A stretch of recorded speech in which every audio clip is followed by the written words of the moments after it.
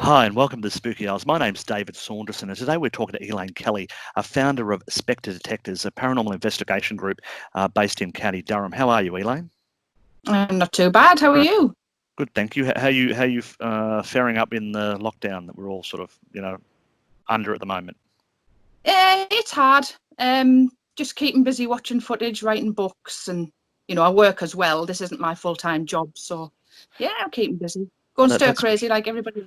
well. You were saying before we came on, you've written 5 books since you've been in lockdown. I mean, you must be an automatic typewriter. What are you writing about? Well, I'm on writing 5 books. I haven't quite finished them because the investigations that I had coming up over the next few months were to finish the books off. So everything is kind of on hold. But it has given me the opportunity to do more research on the things that we have investigated so far. So the 5 books have probably had a little bit more effort put in, if you know what I mean. I've had more time. But yeah, I'm just writing about areas that we've investigated over the last probably 6 months or so. Okay. And we do a lot. Okay, well, let me go back to some of those subjects in a little while. But tell us, what was the first spurred you on to become a paranormal investigator? What got you interested in ghosts in the first place? Well, to be honest, I've come from a long line of spooky people. So when I was very little, I used to experience spirits. I used to see animals that had died, pets that had died, that kind of thing. And then as I went into my teenage years, I went along to spiritualist churches and things like that to see what it was about. And to be honest with you, when I hit 15, 16, I thought, oh, this really isn't for me. Because I am 45. So back in the day, it wasn't that common to go, to a spiritualist church. It's great now. And I shied away from it all. And then when I hit my 30s, I started working night shift in a supermarket that was haunted. And I had my first experience. And that made you a little bit more inquisitive about... What's a haunted supermarket like? How would you know? Do you know something? It wasn't as bad as it sounds. It sounds awful. But the supermarket that I worked used to be an old foundry. It was built on where a foundry was. And the guy that I used to see had a boiler suit and a flat cap. And he used to just do his thing. I used to catch him out the corner of my eye and think, I'm not going mad. There's definitely something here. Anyway, Bev, who was part of Spectre Detectors as well, I met Bev working night shift and we both used to experience it all the time. So that's what spurred it on, really. It came back with a vengeance. So from working in the supermarket and experience it, then I started going back to the spiritualist church, then I started doing development classes, so on and so forth. Here I am. There you are. So is that when that's when you founded Spectre Detectors, I think about 9 years ago? Yeah, 2011. I decided to book a haunted venue, and I don't know if you've probably come across it, but it was at Mainsforth Community Centre at Ferriel. Everybody's usually written about that one. Okay. And I hired it. And the funny thing was, he said, and what group name can I put it under? I didn't have a group name because we literally hadn't done it before. And I dragged a few friends along, took a voice recorder, took a camcorder, and that night we caught our very, very first EVP. And that was that. That was the start of it all. Did you have your name? Did you say Spectre Detectors? One of those, or did you just say Elaine Kelly? I just said Elaine Kelly, and he said, I'll just put you down as Elaine Kelly now. And I said, well, I'll confirm, because obviously you had to pay a deposit and things like that. So I had to rack my brains for a name.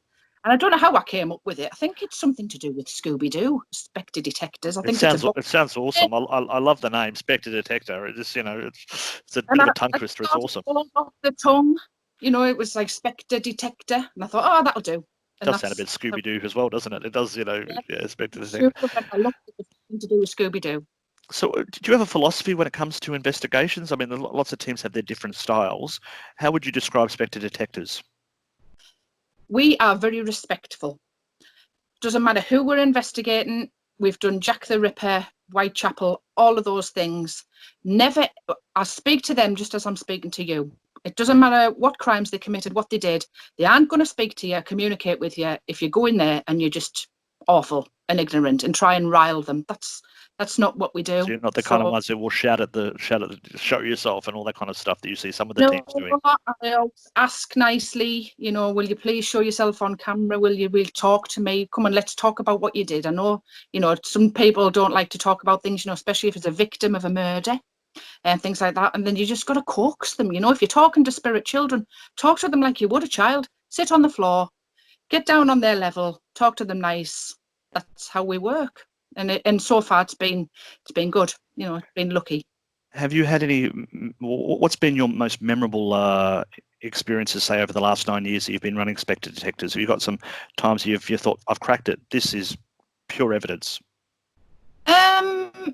Probably 30 East Drive. Yeah. That was probably one of them. I wasn't going to book 30 East Drive because I'm one of those that think, you know, why do you pay hundreds of pounds to investigate somewhere when there's thousands of places that you could go for free, you know, even outdoor, and if you want to talk to spirit, you can. But it was my husband that said, you can't not investigate Britain's most haunted house. If you're a paranormal investigator, you really need to go and see one way or the other, you know, what it is. So 10 of us went, or most of us mediums, and I went with a completely open mind, to be honest with you. I didn't think it was going to be scary when we Can you pulled. maybe, for those people that don't know 30 East Drive, can you maybe give them a little summary of what that case was about? Yeah, 30 East Drive. It's called the Black Monk of Pontefract. It's supposed to be haunted by a black monk who killed a child, and I think he was hung for it. But it's not the house that's haunted; it's the land. And there was a film made of it. When the lights went out, it was called. It's a very good film. Yep. I didn't even watch the film. When I went, I had no idea. I didn't even watch the film. So when we pulled up, it just looked like a normal council house. Didn't look scary. Weren't that interested. We loaded all of our kit into the house. Thought actually it's quite small. And as we were setting up, I got punched in the side by an unknown force. And then I thought, right, okay, you've got my attention. You're clearly in charge and I'm not. I don't know whether he just thought, you know, you're coming along, I'm going to prove you. And that's what he did. So what a night. Yeah. What an experience. Yeah. So it was worth it. You felt that it was high profile and it was sort of a bit too high profile for you, but it turned out to be okay. Yeah, because we caught a full-bodied apparition on CCTV as well. It went across the room from right to left. I don't know whether you've ever been to 30 East Drive, but in the living room it went across. And actually, the house owned the copyright to everything you capture, and it went on Sky TV, and I didn't even know they were using it. Yeah. I only found out when I watched it. But we went again, thinking, well, that was fantastic. We'll go again. Nothing happened. Absolutely nothing happened. The time we went. So whether they decided, well, we went all out, pulled out all the stops on the first one, you've had it. You know, that's you get one chance, and that's your chance. God, let someone else get in. It's, you know, next person. So, what about other things? What about some things in your own patch? I know that's down in Yorkshire, which is not very far away, but you've got your own area. You're in County Durham. What are some places that you've enjoyed investigating there over the years? We've done Newcastle Keep. The Castle Keep. We have done, let me think what you would know. We've done Jimmy Allen's nightclub, which was a former prison in Durham. We've done the Dun Cow, which is known as the Hangman's Pub, what was a Durham prison. We've done lots of like community centres that were things that were a naffy. We've investigated the home of Marion Cotton, where she was arrested from. That's a big place. We've investigated West Auckland Memorial Hall, which is right opposite Mary's Bench that you've written about. So, you know, when we investigated that hall, Mary Ann's children came in and we communicated with them. So, yeah, lots of places. We've been to Edinburgh. We've been, I'm trying to think of everywhere that we've been. We've just done hundreds and hundreds. So you're not keeping yourself refined to one area. You mentioned you came down to Whitechapel, so you've been all over Britain to do investigations. Well, Whitechapel was the furthest. We had to do Jack the Ripper. You know, everybody wants to do Jack the Ripper, and we did a Whitechapel investigation. Went around every murder scene. We stayed over in Brick Lane. It was amazing. We caught some amazing evidence. I've written that one in a book as well. And then we went up as far as Edinburgh, and we've done real Mary King's Close, and we've done Jedburgh Jail. You know, them kind of places. But yeah, we've been lucky to be in some really good places. We've been to Roker Lighthouse. We were the first group ever allowed to investigate, and I don't think anyone's been. But to investigate a lighthouse on its own was amazing. Well, what have you learnt from having done, you know, so many investigations of all the? I'd say you've done lots of famous places. What's the one thing they all have in common as far as you're concerned? They just like to cut. You know, I've said this many times. we've never been to an investigation where we've seen a white lady walk through a wall and she's not known we've been there. Everywhere we've been, it's been people have popped back for a visit. They've popped back to tell us about them, and then they don't stay, they just go. So are they haunted? Not necessarily, no. I think you can go to any building and talk to somebody linked to that building for a short while. That's what I truly believe. I mean, we've been to places where, like 30 East Drive, where it's poltergeist activity, things get thrown, that kind of thing. But how do we know that they're just not trying to get people's attention? You know, maybe they're just trying to get people's attention to talk to. They've got a story to tell. So you were saying before we came on, on the screen, that you've had to cancel a few things. Obviously, everyone in all of the world has basically had to, throw their life up at the moment and do different things. But it's given you the opportunity to do a lot of go back and go through your research, and you're writing some books. What are those books about? You said Marion Cotton was one of them. What are the other books you're putting together? Well, what I decided was, I've self-published 8 books, and it was just a mixture of everywhere. And what I've decided is people like to read about places they live. So Bishop Auckland, Darlington, Durham, they don't want to hear about, somewhere at Wakefield. They want to know about the place, the pub that they go to. Yeah. It's haunted. So that's what I've done. I've decided, I've already released one book of the hauntings in Bishop Auckland. That was a really, really successful book in Bishop Auckland. Yeah. So I'm on with the second one, where we have had a chat with Stan Laurel, believe it or not. Yeah. I've got a photograph of Oliver Hardy. All of that's to come, because I do include spirit photography. So there's the Bishop book, then I've got a Darlington book, then I've got a Durham book, I've got a County Durham book, a Hartlepool book, and Marion Cotton. So I'm working on them all. I started with them all. I've started investigating them, got a few investigations on the go, and then all of this stuff happened. So then I did was I wrote about them, and then I researched into the evidence that we got, and then I went a bit more into that. So yes, they're all sat there waiting to be completed, waiting for isolation. You mentioned before that we ran a video article about Marion Cotton the other day, just by coincidence, really, and you've investigated her former homes and places that she'd been. Can you tell us a little bit about that? Because I was fascinated by the story of Marion Cotton. What have you discovered about the woman? Well, 4 years ago, we were invited along. The house had problems. It had hauntings. You could hear stomping feet of an angry man on the top floor. There was a child that used to watch through the banisters. He used to rattle the cupboard door in the bedroom. He used to pile coins up, take mints out of wrappers and pile them up, just that kind of thing. And the lady got fed up. She's not living there now. This was 4 years ago. So we went along, 12 of us, because we thought there's 3 floors. We'll do 4 each. We'll take a floor at a time, and then we'll alternate. And we were all mediums, and we'll see if we can help the people out. I never went thinking that she was guilty, because I thought in the Victorian times, arsenic was in everything. Was she innocent? Did she have some kind of mental condition? What was it? I'm not going to, know the lady's been hung, but not in my eyes. I just went with a clean slate. So we went along and we learned an awful lot. I mean, it was haunted. There was a child there. We caught many EVPs. There was an angry man. He talked to us through the spirit box. There was also an older lady that lived there after Marianne. So she was there. So it wasn't just her house. I mean, people have lived there. Other people have lived there as well, from the 1800s. And it was a sad story. I don't want to go too much into it, but it was a sad story. And we ended up moving the angry man on, and it all went calm and things like that. And I just put it on the shelf, and I thought, then, do I write about it? Do I not write about it? Then I started having dreams about it, and this is where it's going to sound really, really wacky. I started having dreams about her. And she did talk to me and said, I will talk to you when I'm good and ready. And I thought, okay, because we never encountered the lady on the night, to be honest with you. It was everybody else. And she said, and you call me Mrs. Cotton. And I thought, okay, you're in charge.